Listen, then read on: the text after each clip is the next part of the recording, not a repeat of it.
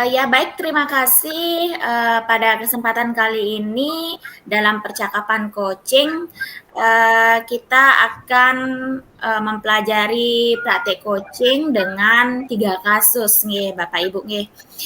Yang terhormat, Ibu Ika Desi sebagai fasilitator dan juga, kelompok di sini Pak Edi Supartawan dan Ibu Gustiayu Surastri.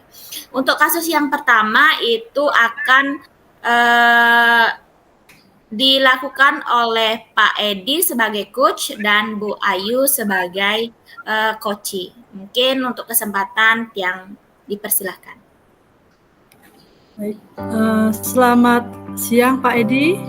Mohon maaf mengganggu waktunya. Apa boleh saya berdiskusi dengan Bapak hari ini? Ya baik, selamat siang Bu Gustiayu. Jadi boleh dengan sangat senang hati Bu. Kebetulan juga hari ini saya tidak ada kegiatan gitu ya. Kira-kira ada hal apa yang mungkin ingin didiskusikan pada hari ini Bu? Baik Pak, terima kasih. Begini Pak, saya punya sedikit permasalahan mengenai beberapa siswa saya ya. Ada beberapa siswa saya pada saat proses pembelajaran ada 3 atau 5 siswa yang kurang fokus pada saat saya memberikan pelajaran. Jadi mereka banyak yang suka mengobrol dan asik dengan gadget atau HP-nya. Jadi kira-kira apa ya Pak yang harus saya lakukan terkait dengan masalah yang saya hadapi ini Pak? Iya. Oh jadi begitu ya Bu. Di sini ada siswa yang kurang fokus ya dalam mengikuti pembelajaran gitu ya Bu ya.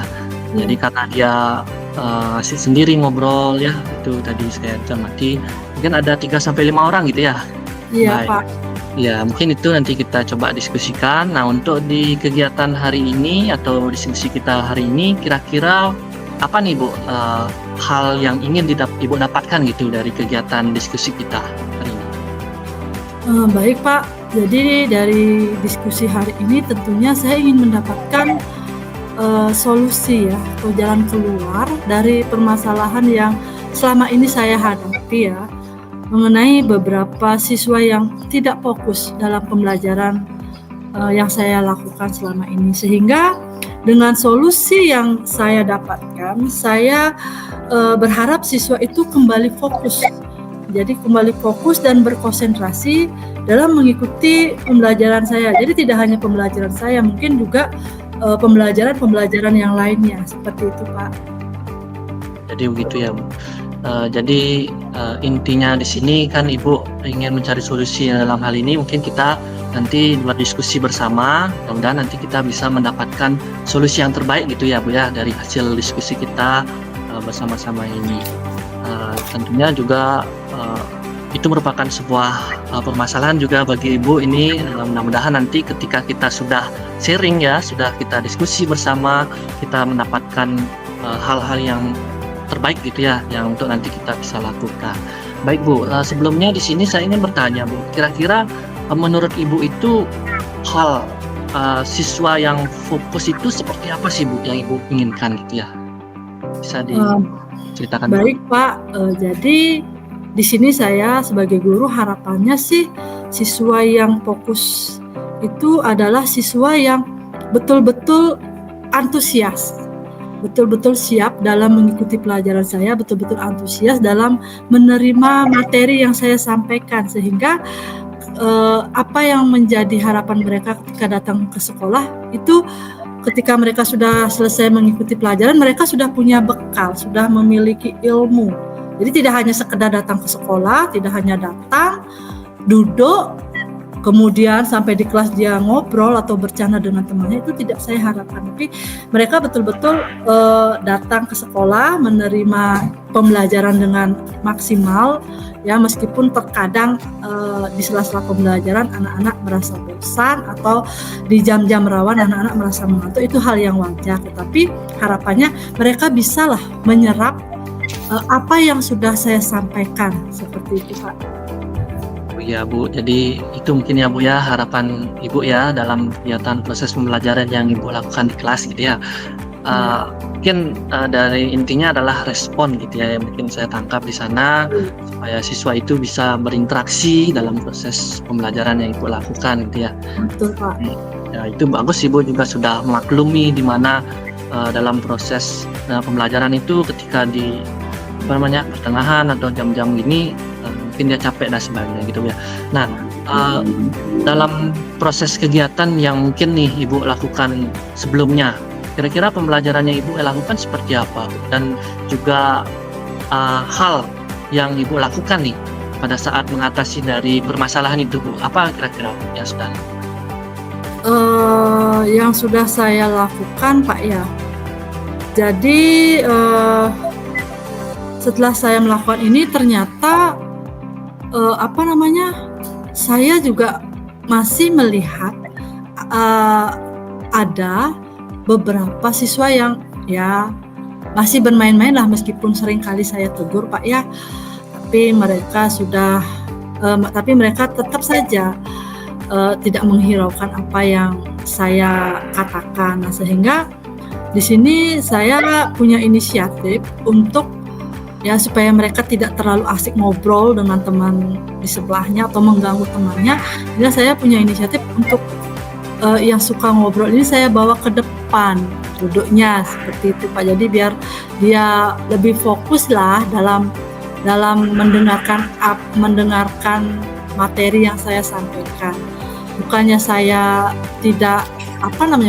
saklek Pak ya, tapi saya itu paling tidak suka ketika saya ngomong di depan tapi ada siswa yang asik ngobrol di depan, sepertinya dia tidak menghargai orang yang berada di depan, seperti itu Pak.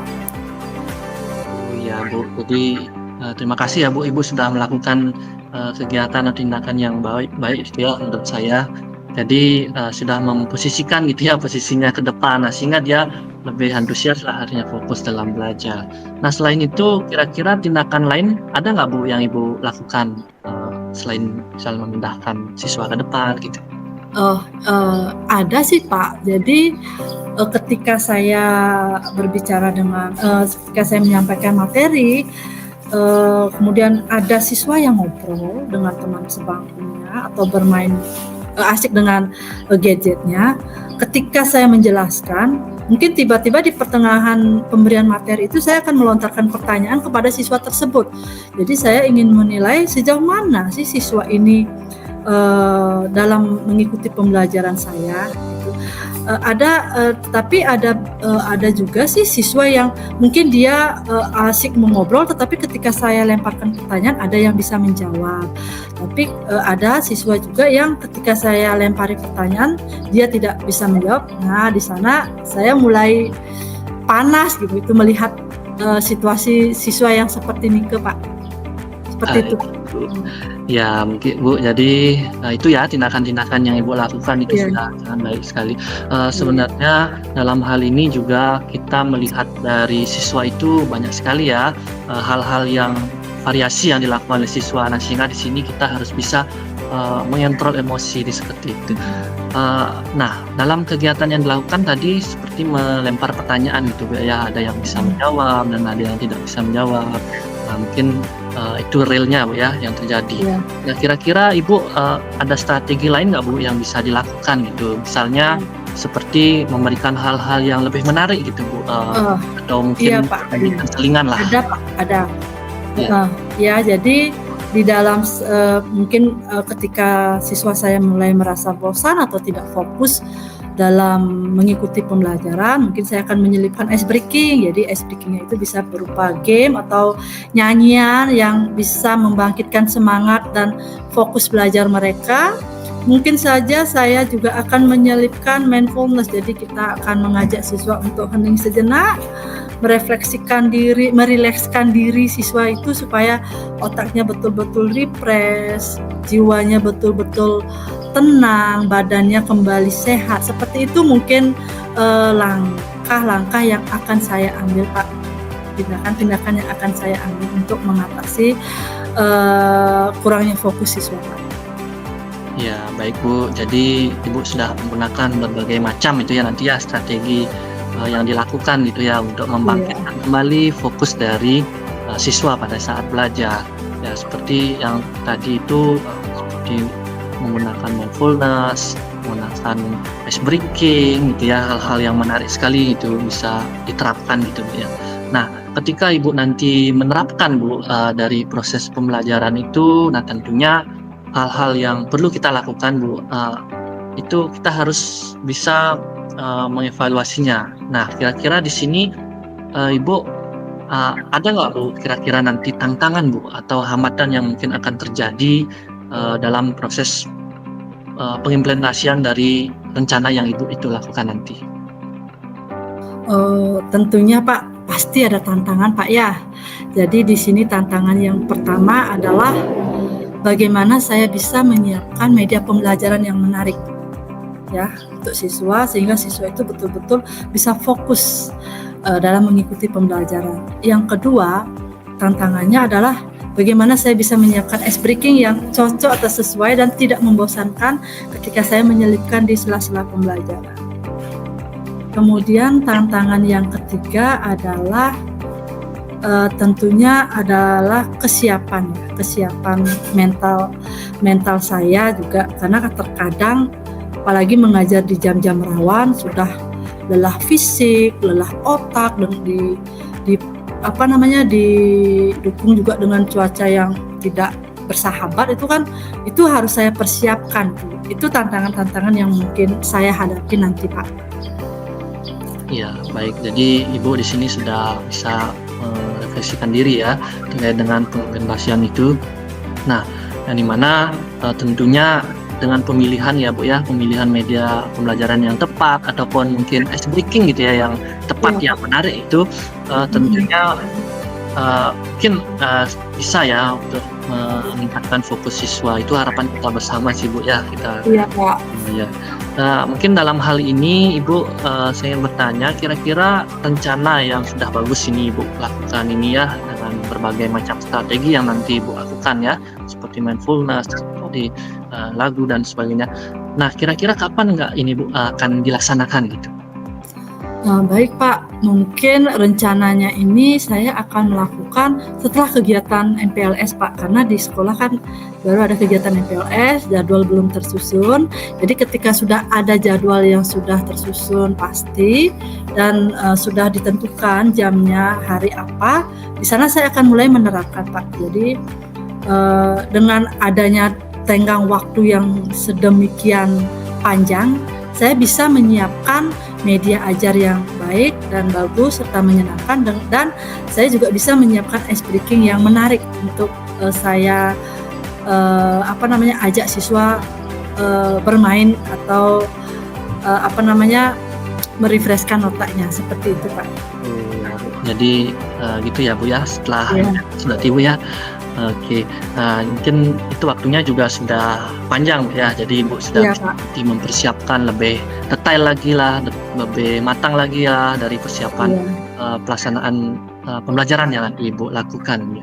Nah, nanti Bu, ketika Ibu nanti sudah melakukan proses pembelajaran Ibu nanti, nah kira-kira bagaimana Bu caranya Ibu nanti menentukan apakah proses pembelajaran yang Ibu lakukan dengan menggunakan berbagai strategi yang Ibu rencanakan ini itu dapat berhasil atau tidak? Nah, gimana?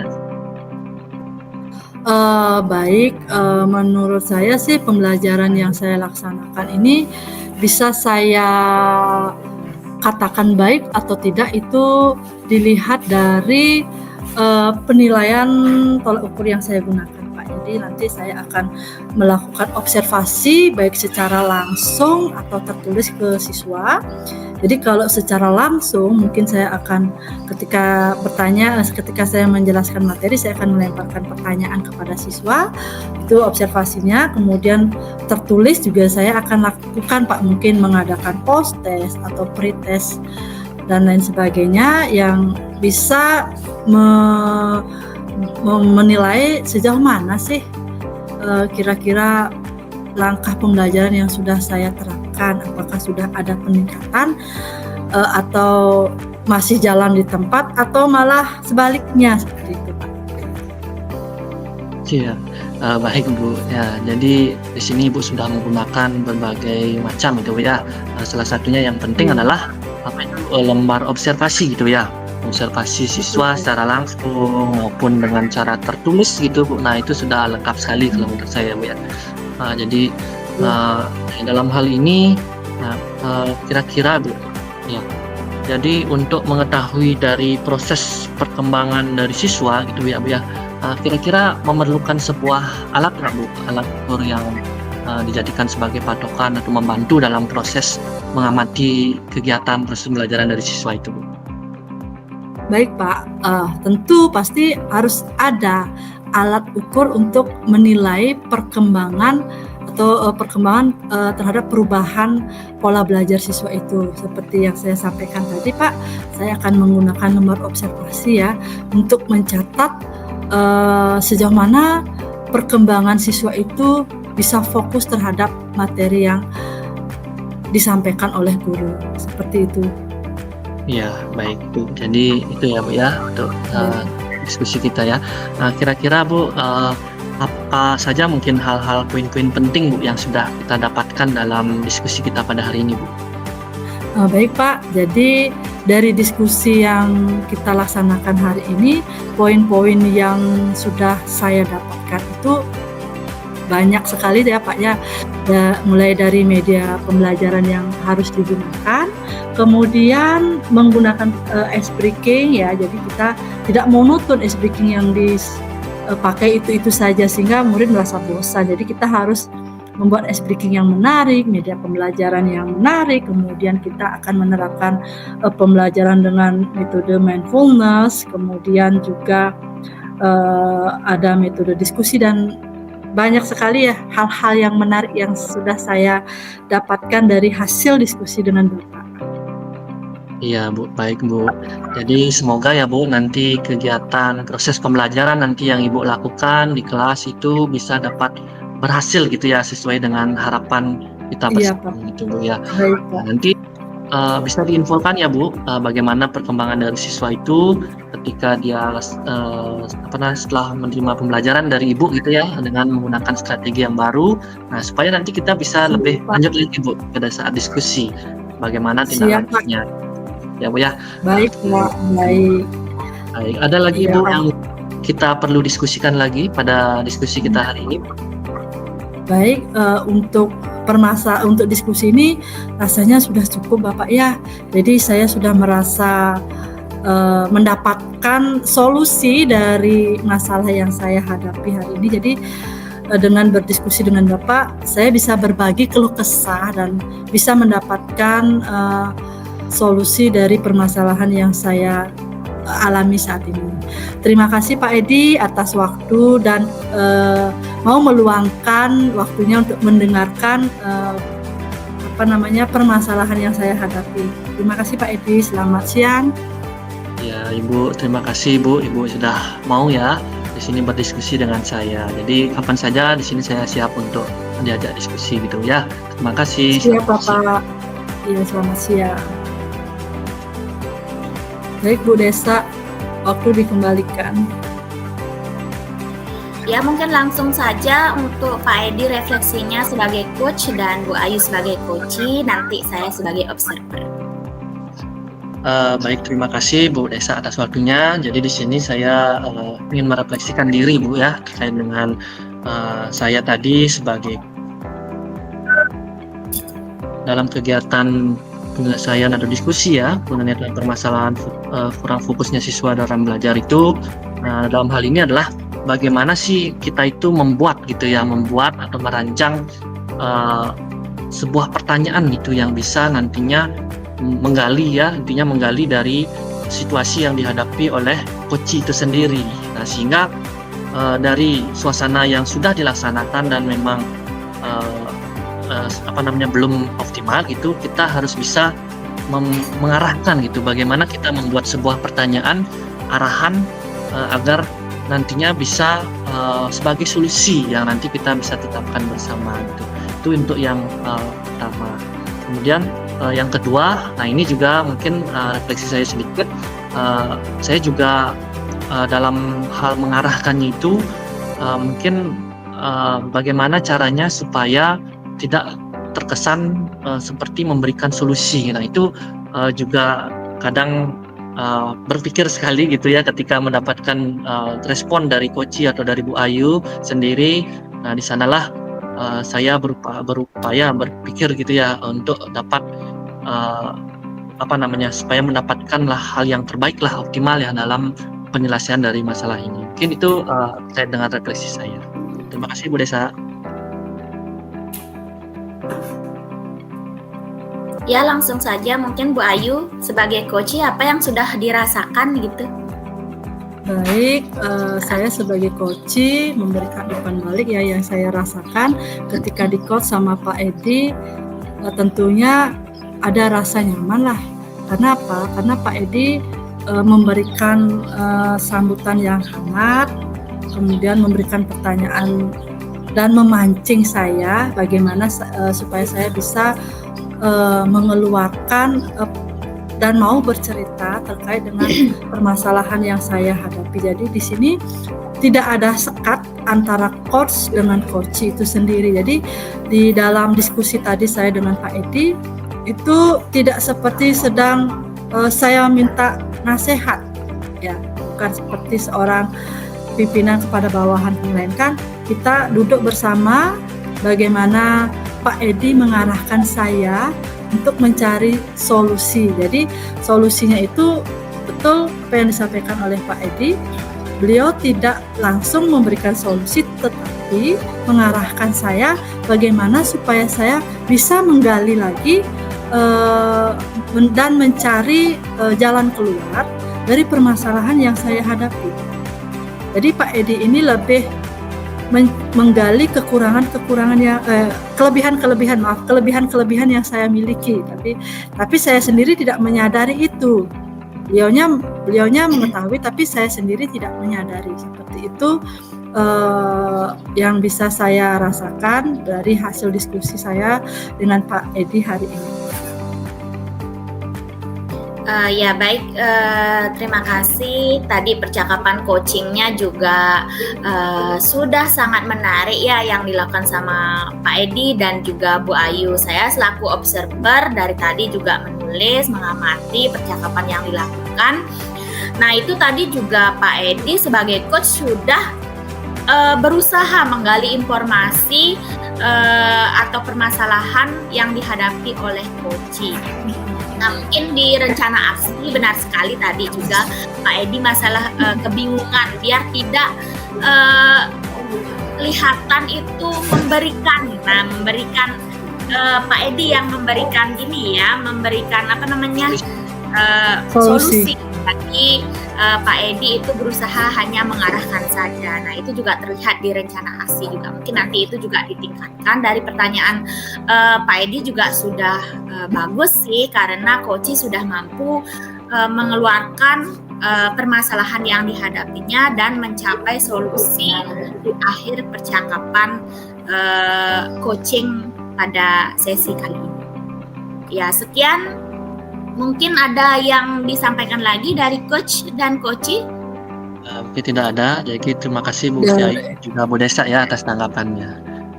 Ya oke, baik sekali. Terima kasih untuk siang ini ya.